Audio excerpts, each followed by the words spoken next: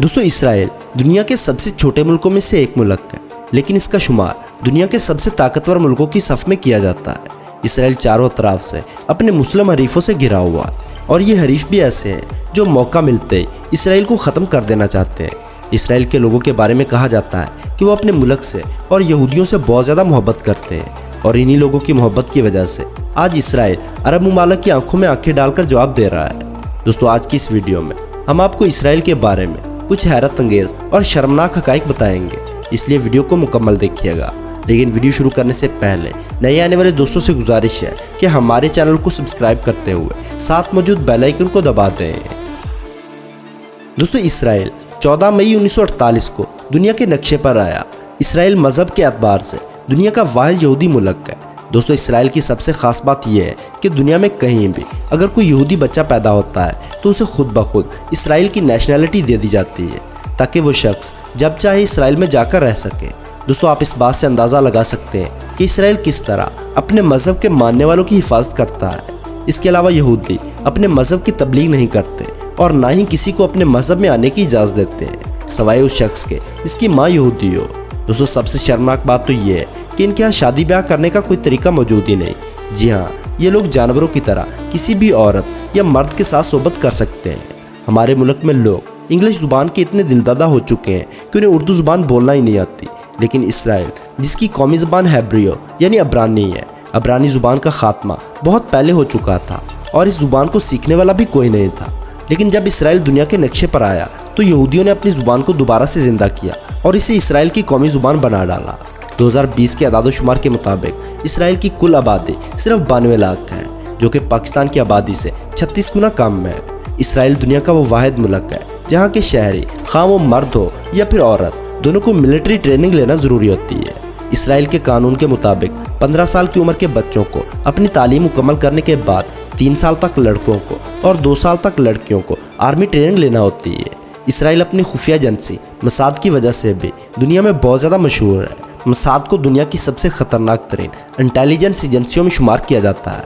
दोस्तों इसराइल की एक और दिलचस्प बात यह है कि इसराइल में पाकिस्तान और ब्रिटेन की तरह लिखा हुआ कानून मौजूद नहीं, बल्कि वहाँ मज़हब के हिसाब से और शहरियों की ख्वाहिश के मुताबिक कानून बनते और बदलते रहते हैं। दोस्तों आप सब ने साइकिल तो ज़रूर चलाया होगा, लेकिन आपने साइकिल चलाने के लिए कभी लाइसेंस नहीं बनवाया होगा।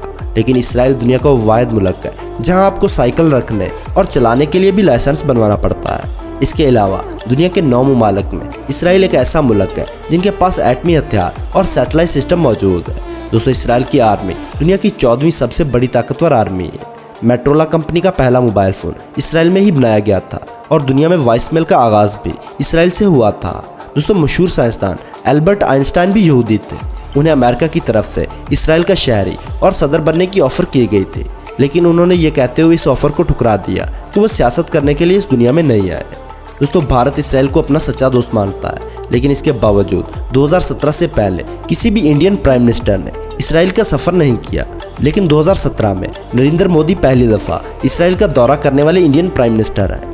इसराइल के जदीद हथियारों की खरीदारी के लिए भारत पहले नंबर पर आता है। दोस्तों इसराइल में डेथ सी के नाम से एक ऐसा समंदर मौजूद है जिसमें किसी किस्म की मछली या कोई भी आबी जानवर नहीं पाया जाता, और अगर आपको तैराकी नहीं आती तो आप इस समंदर में बासानी तैर सकते हैं, क्योंकि इस समंदर में डूबना तकरीबन नामुमकिन है, जिसकी वजह इस समंदर में नमकियात की मिकदार 23 से 25% है और आम समंदर में ये मिकदार 4 से 6% तक होती है। इसराइल में 10 घरों में से 9 घर सोलर एनर्जी का इस्तेमाल करते हैं। मुसलमानों के नज़दीक मस्जिद अक्सा या अल कुदस में जाकर नमाज़ पढ़ना हर मुसलमान की दिली ख्वाहिश है, लेकिन पाकिस्तानी पासपोर्ट पर लिखा होता है कि यह पासपोर्ट सिवाय इसराइल के बाकी तमाम ममालिक के लिए काबिल कबूल है। वो इसलिए क्योंकि पाकिस्तान इसराइल को मुल्क तस्लीम नहीं करता, लेकिन इसराइल कानून के मुताबिक पाकिस्तान इसराइल आ सकते हैं। लोग इसराइल जाने के लिए 2 रास्ते इस्तेमाल करते हैं, एक ज़मीनी रास्ता और दूसरा फ़ज़ाई रास्ता।